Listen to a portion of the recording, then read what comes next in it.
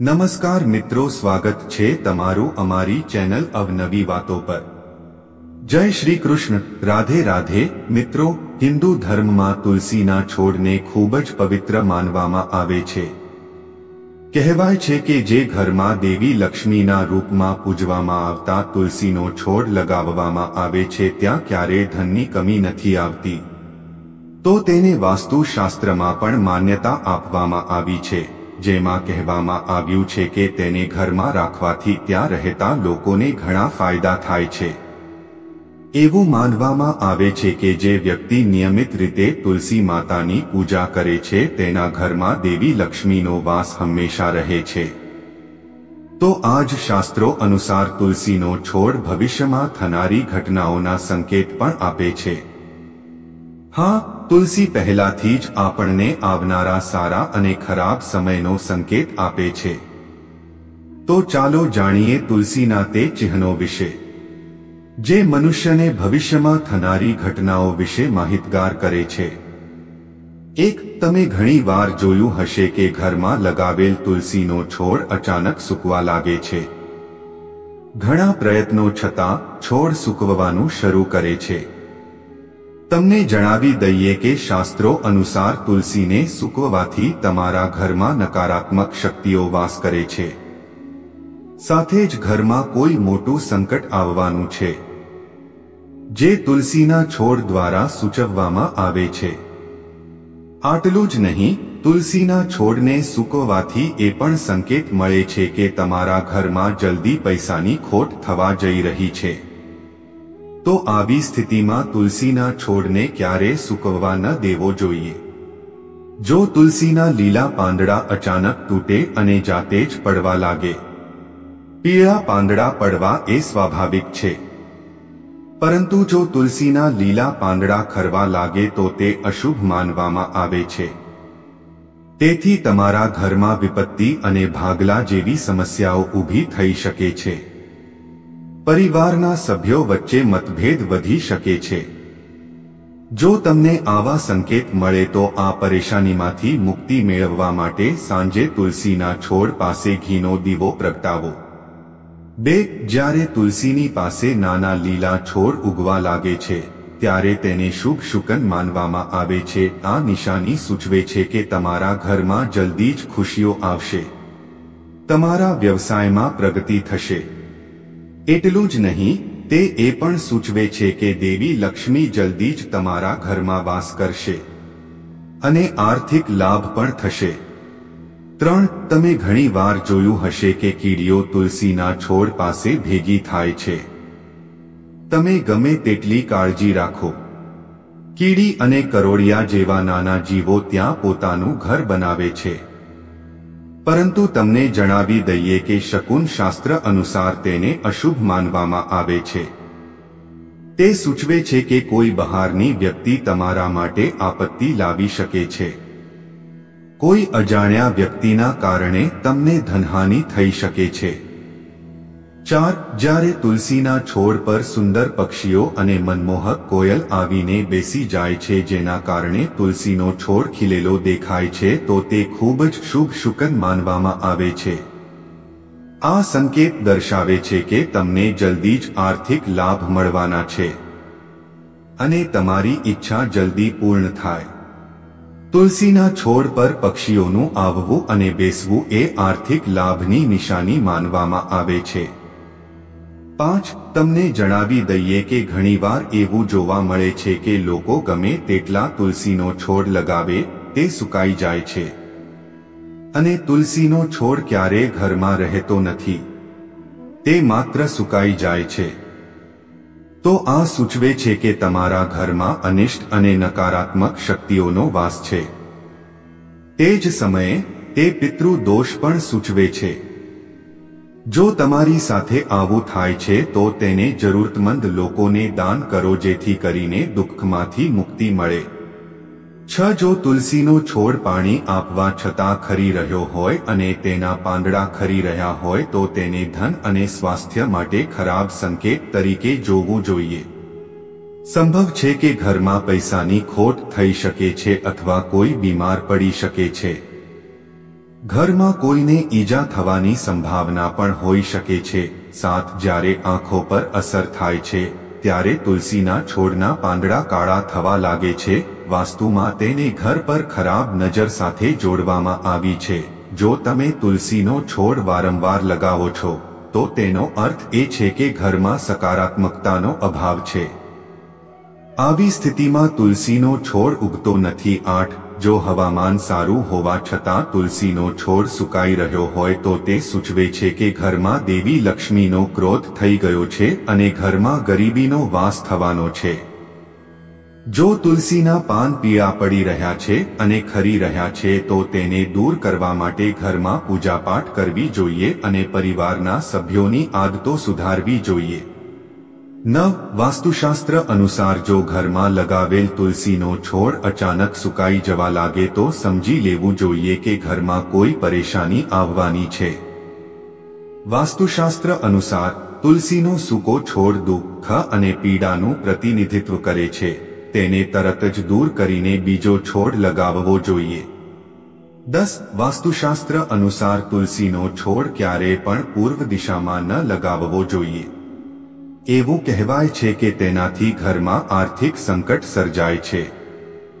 તુલસીનો છોડ હંમેશા ઉત્તર અથવા ઉત્તર પૂર્વ દિશામાં લગાવવો જોઈએ। શાસ્ત્રો અનુસાર જો ઘરમાં લગાવેલ તુલસીનો છોડ વારંવાર સુકાઈ જાય છે તો એવું માની લેવું જોઈએ કે ઘરમાં પિતૃદોષ છે। તેનાથી બચવા માટે જરૂરિયાતમંદોને દાન કરવું જોઈએ અને પિતૃઓને અર્પણ કરવું જોઈએ। શાસ્ત્રો અનુસાર રવિવારે તુલસીના છોડને પાણી ન ચઢાવવું જોઈએ। એવું માનવામાં આવે છે કે તુલસી માતા રવિવારે ભગવાન વિષ્ણુ માટે જળ વિનાનું વ્રત કરે છે, તેથી રવિવારે જળ ચઢાવવું વર્જિત છે। કહેવાય છે કે રવિવારે તુલસીના છોડને જળ ચઢાવવાથી નકારાત્મકતા વધે છે અને ઘરમાં દરિદ્રતા આવે છે। 13 બુધ એક એવો ગ્રહ છે જે અન્ય ગ્રહોની સારી ખરાબ અસરો વ્યક્તિ સુધી પહોંચાડે છે। જો કોઈ ગ્રહ અશુભ પરિણામ આપે છે તો તેની અશુભ અસર બુધના કારક પર પણ પડે છે। જો કોઈ ગ્રહ શુભ ફળ આપે છે તો તેના શુભ પ્રભાવથી તુલસીનો છોડ ઉત્તરોત્તર વધતો જાય છે। બુધ ગ્રહના પ્રભાવથી છોડમાં ફળ અને ફૂલો આવવા લાગે છે। દરરોજ સવારે ખાલી પેટે તુલસીના 4 પાન ખાવાથી ડાયાબિટીસ, લોહીના વિકાર, વાયુ, પિત્ત વગેરેથી છુટકારો મળે છે। જો કોઈ વ્યક્તિ દરરોજમાં તુલસી પાસે થોડો સમય બેસી રહે તો શ્વાસ અને અસ્થમા વગેરે રોગોમાં ઝડપથી રાહત મળે છે। 14 ઘરમાં તુલસીના છોડની હાજરી માત્ર એક ઔષધિની જેમ જ નથી, તે વાસ્તુના દોષોને દૂર કરવામાં પણ સક્ષમ છે। આપણા શાસ્ત્રો તેના ગુણોથી ભરપૂર છે। આ તુલસી જન્મથી મૃત્યુ સુધી ઉપયોગી છે।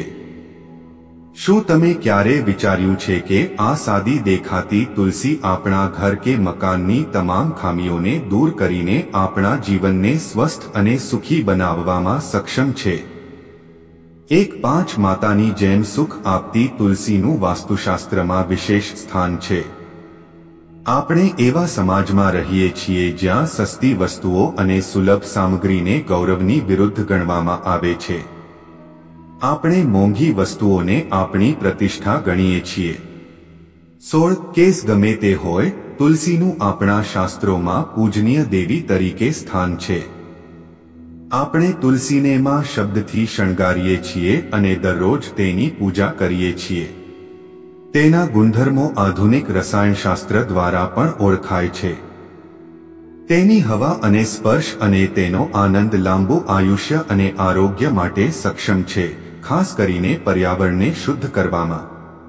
17 શાસ્ત્રો અનુસાર તુલસીના વિવિધ પ્રકારના છોડ જોવા મળે છે। શ્રી કૃષ્ણ તુલસી, લક્ષ્મી તુલસી, રામ તુલસી, ભૂ તુલસી, નીલ તુલસી, સફેદ તુલસી, રક્ત તુલસી, વન તુલસી, જ્ઞાન તુલસી મુખ્યત્વે છે। દરેકના ગુણો અલગ અલગ હોય છે।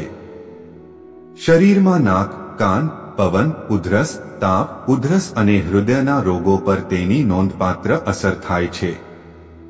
18 વાસ્તુ દોષોને દૂર કરવા માટે તુલસીના છોડને અગ્નિના ખૂણાથી એટલે કે દક્ષિણ પૂર્વથી ઉત્તર પશ્ચિમ સુધીની ખાલી જગ્યામાં લગાવી શકાય છે. જો કોઈ જગ્યા ખાલી ન હોય તો તુલસીને વાસણમાં પણ સ્થાન આપીને સન્માન કરી શકાય છે. 19 રસોડાની પાસે તુલસીનો વાસણ રાખવાથી કૌટુંબિક ઝઘડાઓ સમાપ્ત થાય છે. જો દીકરો જિદ્દી હોય તો તેને પૂર્વ દિશાની બારી પાસે રાખવાથી તેની જીદ દૂર થાય છે. જો ઘરનું કોઈ બાળક તેની મર્યાદાની બહાર હોય એટલે કે નિયંત્રણમાં ન હોય તો બાળકને પૂર્વ દિશામાં રાખેલા તુલસીના છોડના 3 પાન કોઈને કોઈ સ્વરૂપે ખવડાવવાથી બાળક આજ્ઞા પ્રમાણે વર્તન કરવા લાગે છે. 20 જો છોકરીના લગ્નમાં વિલંબ થતો હોય તો દરરોજ અગ્નિ ખૂણામાં તુલસીના છોડને જળ અર્પણ કરવાથી અને કન્યા દ્વારા પરિક્રમા કરવાથી લગ્ન ઝડપથી અને અનુકૂળ સ્થાને થાય છે અને તમામ અવરોધો દૂર થાય છે. જો ધંધો સારો ન ચાલી રહ્યો હોય તો દર શુક્રવારે સવારે દક્ષિણ પશ્ચિમમાં રાખેલા તુલસીના વાસણમાં કાચું દૂધ ચઢાવો અને પરિણીત સ્ત્રીને મીઠાઈ અર્પણ કરવાથી વેપારમાં સફળતા મળે છે. 21 જો તમારી નોકરીમાં કોઈ વરિષ્ઠ અધિકારીના અહંકારને કારણે તમને કોઈ સમસ્યાનો સામનો કરવો પડે છે તો સોમવારે 16 તુલસીના દાણા સફેદ કપડામાં બાંધીને સવારે ઓફિસની ખાલી જમીનમાં કે કોઈ પણ વાસણ વગેરેમાં દાટી દો. જ્યાં માટી હશે ત્યાં તમારું માન વધશે. જો ઘરની સ્ત્રી રોજ પંચામૃત તૈયાર કરે અને શાલિગ્રામજીનો અભિષેક કરે તો ઘરમાં કોઈ વાસ્તુ દોષ ન હોઈ શકે. 22 દુષ્ટ આત્માઓથી રક્ષણ એવું માનવામાં આવે છે કે ઘરમાં તુલસીનો છોડ લગાવવાથી દુષ્ટ આત્માઓ દૂર રહે છે. હિન્દુ પૌરાણિક કથાઓ અનુસાર ઘરની બહાર તુલસીનો છોડ લગાવવાથી દુષ્ટ આત્માઓ ઘરમાં પ્રવેશતા અટકાવે છે. 23 સૌભાગ્યનું પ્રતીક તુલસીના છોડને સૌભાગ્યનું પ્રતીક પણ કહેવામાં આવે છે.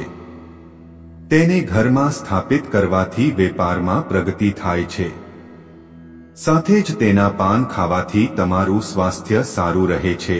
2-4 પિતૃ દોષનો સંકેત જો તમે તુલસીનો નવો છોડ વાવ્યો હોય અને તે 1-2 દિવસમાં સુકાઈ જાય તો સમજી લેવું કે ઘરમાં પિતૃ દોષ છે. ઘર ક્યારેક ઝઘડા થાય છે તો તમારે જ્યોતિષની સલાહ મુજબ પિતૃ દોષ દૂર કરવાના ઉપાય કરવા જોઈએ.